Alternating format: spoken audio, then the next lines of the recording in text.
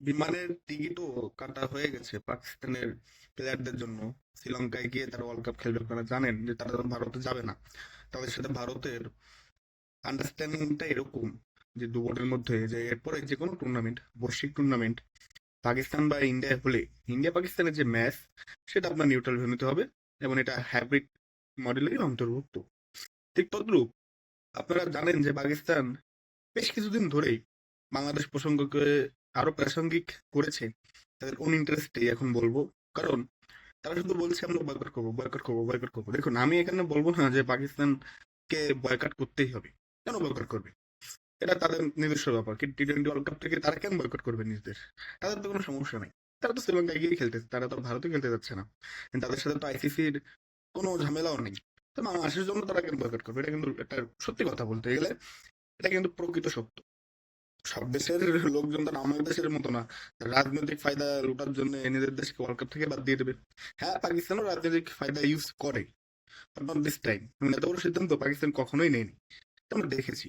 এবং তাদের দেশে অ্যাটলিস্ট কিছু ইন্টেলেকচুয়াল লেভেলের মানুষ রয়েছে যারা দেশের স্বার্থটা বোঝে এবং দেশের ভালো মন্দটা বোঝে। আমাদের দেশের বর্তমান সিস্টেমের মতো না, তারা শুধু just নিজেদের ফায়দা অ্যান্ড জনগণের সেন্টিমেন্টটাই বোঝে, ঠিক আছে?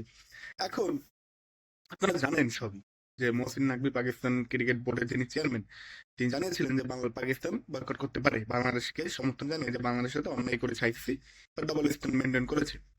এবং এবং ভিন্ন ভিন্ন দেশের সাথে ভিন্ন ভিন্ন আচরণ, এটা কখনোই কোনো গভর্নিং বডির জন্য পারফেক্ট নয় বা আইডিয়াল নয়। সে প্রসঙ্গে তিনি শেহবাজ শরীফের সাথে বসেন এবং তিনি বলেন যে ফ্রাইডে অথবা নেক্সট মানডে, অর্থাৎ এই ফ্রাইডেতে কিন্তু একটা ডেট রয়েছে যে আজকে তিনি আপনার চূড়ান্ত সিদ্ধান্ত নিতে পারেন। যেহেতু গতকালে আমরা দেখেছি যে পাকিস্তানের স্কোয়াড রয়েছে টি-20 ওয়ার্ল্ড কাপের জন্য, শ্রীলঙ্কায় যারা যাবে তাদের জন্য এয়ার টিকিট কনফার্ম হয়েছে।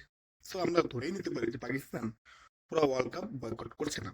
এবং এটা প্রথম থেকে অনুমেয় ছিল যে পাকিস্তান কখনোই পুরো ওয়ার্ল্ড কাপ বয়কট করবে না। হ্যাঁ, তারা এখন বলতেছে যে ইন্ডিয়া পাকিস্তানের যে ম্যাচটি সেটা বয়কট করলেও করতে পারে। আমি এখানে করলেও করতে পারলে বললাম কেন? কারণ দেখুন, ইন্ডিয়া পাকিস্তানের ম্যাচ বয়কট করলে আপনার কোন অজুহাতে তারা বয়কট করবে? বাংলাদেশের পাশে দাঁড়িয়েছে এই অজুহাত, এটা কিন্তু আপনার ফর্মালি হয় না। যতই যাই বলুন আইসিসি ইকুয়াল টু বিসিসিআই বা সবকিছু কিন্তু একটা ফর্মালিটি আছে। তো সেই ক্ষেত্রে পাকিস্তানের উপর কিন্তু স্যাংশন আসবে, বা ওয়ার্ল্ড কাপ পুরো বয়কট করলে তো কথাই নেই। পাকিস্তান কিন্তু পুরো একঘরে হয়ে যাবে, এবং সেটা আইসিসিও জানিয়েছিল যে আপনাদের পিএসএল পর্যন্ত প্লেয়ার যাবে না, দ্বিপাক্ষিক হবে না।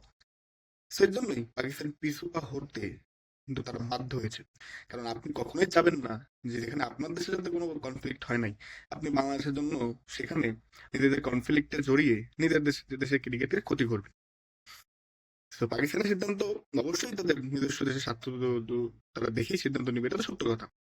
আবেগ, দেখুন আবেগ আছে আমাদের দক্ষিণ এশিয়ায়, আমি মনে করি আমাদের বাংলাদেশিদের একটু বেশিই আবেগ। আমরা এখন দেখি আমাকে বিভিন্ন টিভি চ্যানেলে বলতেছে পাকিস্তান আমাদের সাথে বেমানি করলো। ভাই, পাকিস্তান কেন বেমানি করবে?